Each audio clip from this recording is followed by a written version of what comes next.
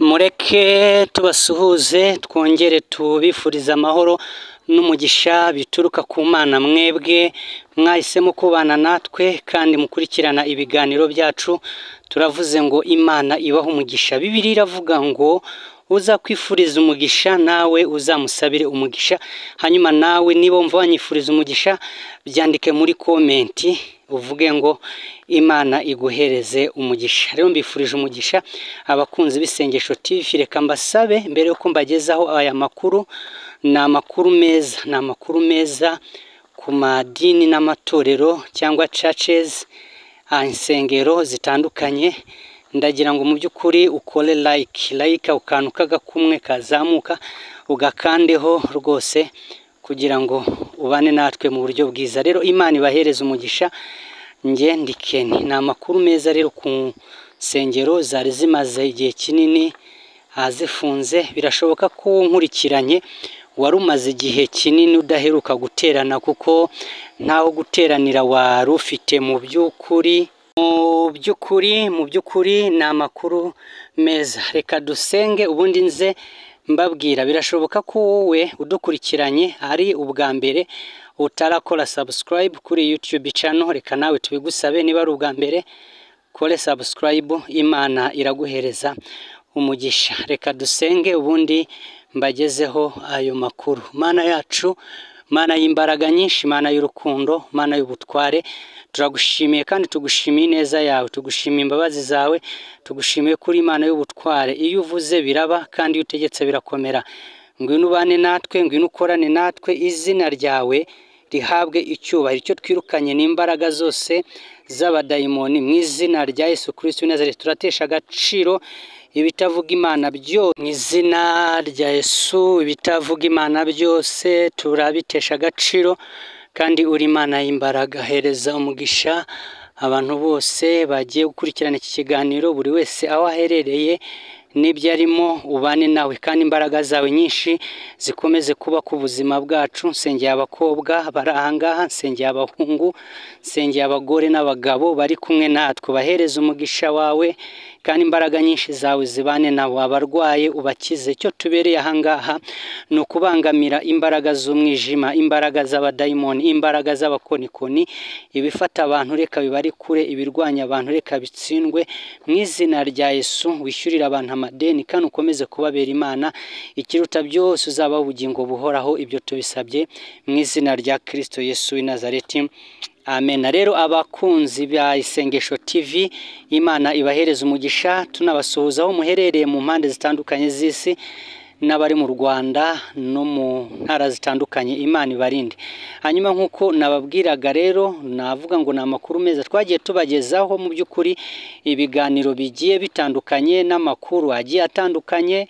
Abadukurikirana murabizi, twagiye tubagezaho amakuru atandukanye kandi menshi ku bintu bigendanye n'amadini ndetse n'amatorero mu buryo bumwe cyangwa ubundi. Hari n'igihe twagenaga tuvuga itorero cyangwa idini ku giti cyaryo cyangwa mu mazina yaryo, tutabivuze muri rusange. Birongeye kubabwira ni ibyo muri rusange mu by'ukuri, kubera ko aya mahirwe cyangwa ibi ngibi birimo kuba birimo kureba abantu benshi bagiye batandukanye. Hanyuma aya makuru twagiye tuyabagezaho rero kuva insengero zafungwa mu mwaka wa 2024. Insengero n'amadini bigiye bitandukanye kuba byafungwa mu 2024. Mu kwezi kwa gatatu twatangiye kujya tubagezaho amakuru atandukanye, uko yagendaga asohoka, uko yagendaga atangwa, uko byagendaga. Ayo makuru twagendaga tuyabaha. Mbibutse ko mu by'ukuri yafunzwe n'urwego rw'igihugu rw'imiyoborere RGB, kubera ko hari ibyo bashakaga ko bigomba gukorwa nk'uko babyumva, nk'uko babishaka. Ibyo nabyo twarabibabwiye, twabibagejejeho mu buryo butandukanye. Abakunzi ba Isengesho TV rero aho muherereye, hari abatuvugisha bari muri Amerika, hari abari muri Australia, hari abantu bari ahantu hagiye hatandukanye. Tujya tubona call zanyu, tukabona message zanyu zigiye zitandukanye. Mu by'ukuri twagerageje kujya tubaha amakuru yemewe kandi yizewe. N'aya tuba tubagejejeho twebwe ntago tubagezaho amakuru y'ibihuha, tubagezaho amakuru y'ukuri kandi yizewe tuba twakoreye mu by'ukuri ubugororangingo. Hanyuma rero kuva zafungwa nk'uko nababwiraga hari amakuru menshi yagiye asohoka, hakaba yagiye asohorwa n'urwego rw'igihugu rw'imiyoborere RGB, hakaba n'andi agenda avugwa mu buryo bugiye butandukanye, ariko byose twarebabwiye. Ibyo nje kubabwira rero ni iby'uku kwezi kwa karindwi. Mu by'ukuri uku kwezi kwa karindwi hari ikintu kigiye kuba, kandi ndabibabwira nshize amanga kandi numva nkomeye, yaba mu mwuka ndetse no mu mubiri. Murabizi ko insengero nyinshi zirenga 9,000 mu Rwanda zirafunze kubera ko hari ibituzuye kandi bisabwa, byasabwe na RGB. Hari bireba insengero ku giti cyazo nk'inyubako abantu bagomba guhuriramo bagasenga, hari inyubako abantu bakoreramo mu buryo bumwe cyangwa ubundi, hari n'ibyangombwa umuntu asabwa kuba yujuje uyobora idini. Ibyo ni ibintu byinshi ntari bugaruke, twagiye tubibabwira uko byagiye bisohoka nuko byagiye bitangwa aho umurongo uburyo bigomba gukorwa. Ibyo byose ndabizi neza ko twayibabwiye, ariko mu by'ukuri ukwezi gushize kwa gatandatu kurangiye, kuko ubu turi mu kwezi kwa karindwi, nibwo urwego rw'igihugu rw'imiyoborere RGB baje baravuga ngo batanga n'andi mabwiriza nayo ntari bugarukeho, ahubwo baravuga ngo abantu basabwe kugira ibyo bakora, nta n'umwe uraza kutubwira ko mu by'ukuri yamaze kuzuza ibyasabwaga. Nta n'umwe waje kubitubwira ko yabyujuje noneho ngo abe yafungurirwa. Bishatse kuvuga iki rero? Bishatse kuvuga ko kuba zimwe zari zitarafungurwa ari uko batari bujuje bya bindi kugira ngo noneho insengero zitangire zifungurwe, zitangire zikore. Ubu rero turimo kuvugana, amakuru ahari nuko hari insengero zamaze kuzuza bya bindi byasabwaga, noneho zamaze no gutanga ibyo zasabwaga, zikabitanga zikanabyohereza. Rero izo ngizo zamaze kuzuza bya bindi twababwiraga byasabwaga, ntago turi bubigarukemo. Wenda urusengero rwawe nkurikirana wamaze kubyuzuza, cyangwa se wenda aho usengera bamaze kubyuzuza, baranabyohereza, babyohereza mu karere kabyohereza muri RGB. niyo nzira bigenda binyuramo, cyane ko haje n'urubuga rw'irembo rw'urwego rw'igihugu rw'imiyoborere rwa RGB.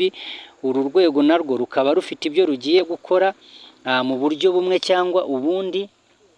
Mbese no kuvuga dosiye zose, izisabwa, izikenewe, byose bigiye hashyizweho urubuga bigomba gukorerwaho mu by'ukuri. Rero ibi ngibi abamaze kubyuzuza bakabyohereza, ndagira nkubwire ko ari amakuru meza rwose ko insengero zabo zigiye gufungurwa niba baramaze kubyuzuza bakabyohereza muri uku kwezi kwa karindwi, rwose ziraza gufungurwa.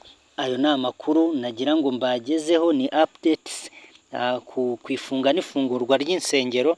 Ni ukuvuga wenda idini ryawe rirafunze cyangwa itorero ryawe rirafunze, ariko ndagira nkubwire ko rwose muri uku kwezi kwa karindwi muraza gutungurwa no kubona insengero zimwe zigenda zifungurwa ariko zamaze kuzuza ibisabwa. No kuvuga izitaruzuza ibisabwa zo zizakomeza n'uri nazo gutanga ibyangombwa, ariko igihe ntarengwa nanone ibyo byangombwa bigomba kuba byatanzwe ni mu kwezi kwa gatatu umwaka utaha. Ndekereza ko mwese mudukurikirana, abakunzi bacu, abo mu Rwanda, abo hanze, abantu mugiye mutandukanye, ntekereza ko n'ubundi bitarenze mu kwezi kwa gatatu n'izindi zizaba zasigaye zizaba zujuje nazo bya bindi bitandukanye.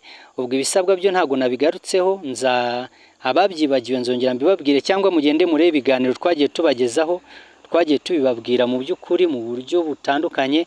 Icyo nababwira nuko abo ngabo nabo mu kwezi gutaha kwa 8, kwa 9, kwa 10, kwa 11, kwa 12 abantu bazajya bakomeza gufungurira uko bujuje ibisabwa, noneho ariko bizasuzanya n'ukwezi kwa gatatu umwaka utaha wa 2026. Rero abari bategereje kumva insengero hari bari bamaze kwiheba bavuga ngo ntago zizafungurwa, ngo urabona ibyiringiro byararangiye, ariko zizafungurwa rwose.